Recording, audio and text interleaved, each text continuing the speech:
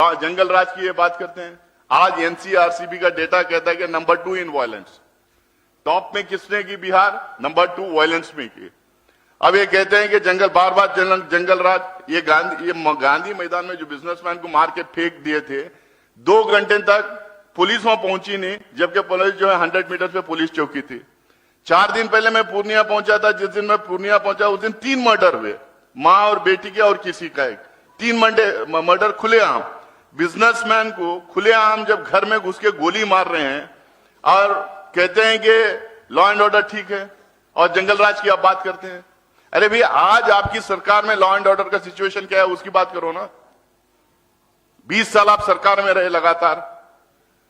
आज मैं जहां से आता हूं, कर्नाटका आंध्रा से सबसे बड़े इंफ्रास्ट्रक्चर कंपनीज जो है, सबसे बड़े देश भर कंपनीज जाके देश भर में काम करते हैं।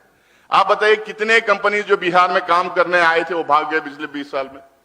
अपने इक्विपमेंट्स छोड़ के भाग गए क्योंकि लॉ एंड ऑर्डर सिचुएशन ठीक नहीं था।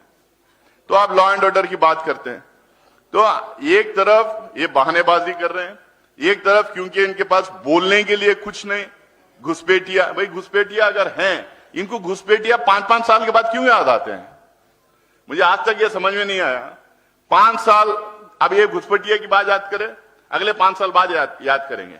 सरकार 11 साल से इनकी है केंद्र में, 20 साल से सरकार इनकी यहां पर है। कौन आपको मना किया था? किसी ने जाके बोला कि घुसपैठियों को मत निकालिए?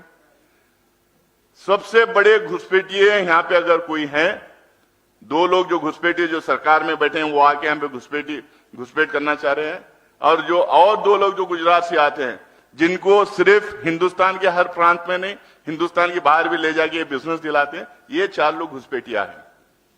हर स्टेट में सरकार जहां बनती है वहां जाके लूट खरोच करने का काम ये लोग करते हैं। तो आज बिहार की जनता को तय करना है। 2 गठबंधन के बीच में टकराव है। ये टकराव सिर्फ बिहार में नहीं, पूरे देश भर में टकराव हो रहा है।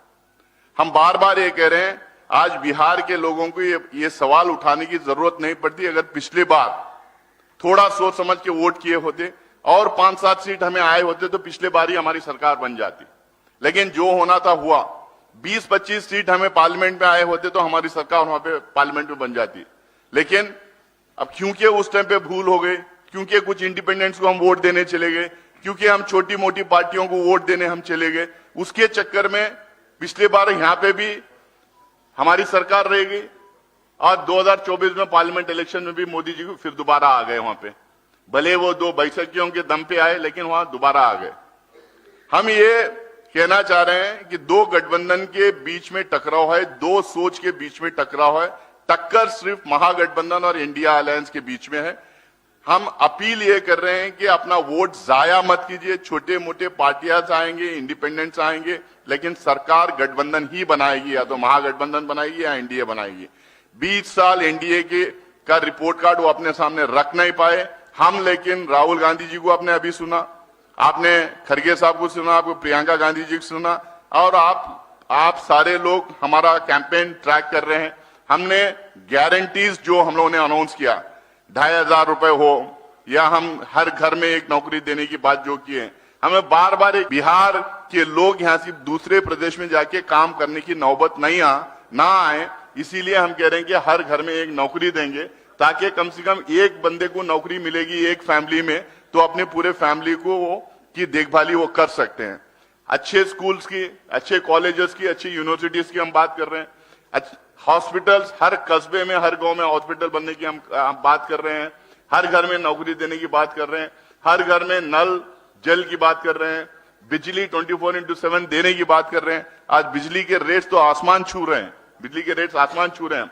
हम उसमें 200 यूनिट फ्री बिजली, 200 यूनिट गरीबों को फ्री बिजली देने की बात की है। ये कर्नाटका में हम लोगों ने करके दिखाया।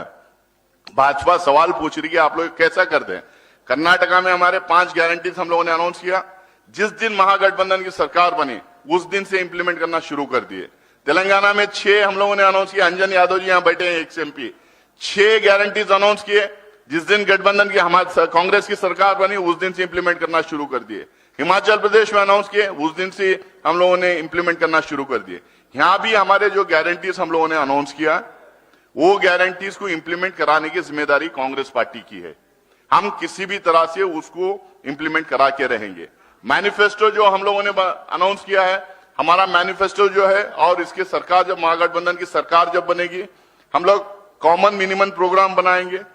Guarantees, manifesto, common minimum programme, ये तीनों को इंप्लीमेंट करवाने की जिम्मेदारी राहुल गांधी जी की है, मल्लिकार्जुन खड़गे साहब की है।